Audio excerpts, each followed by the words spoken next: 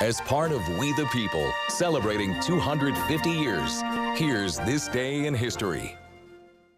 All right, as we count down to America's 250th birthday next summer, we are sharing our We the People series, the people, places, and things of the past that have shaped our country into what it is today.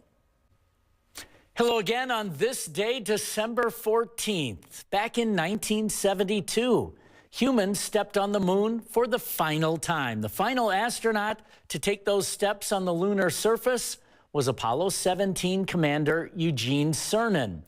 The Apollo 17 mission started on December 7th of that year. Two other astronauts went with Cernan. They were Ronald Evans and Harrison Schmitt, the only geologists to ever set foot on the moon. Cernan was the last of them to step off the moon at around 5:40 in the morning after completing their final extravehicular activity. Wisconsin has many connections to the last lunar flight, including Harrison Schmitt, who went on to teach as an adjunct professor of engineering at UW-Madison.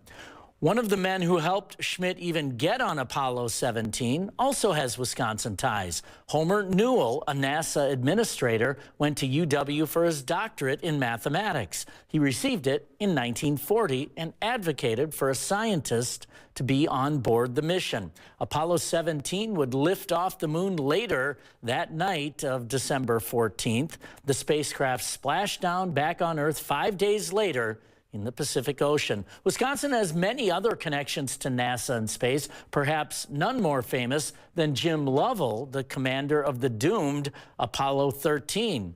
Lovell grew up in Milwaukee and attended UW-Madison and was later played by Tom Hanks in a movie about the Apollo 13 mission.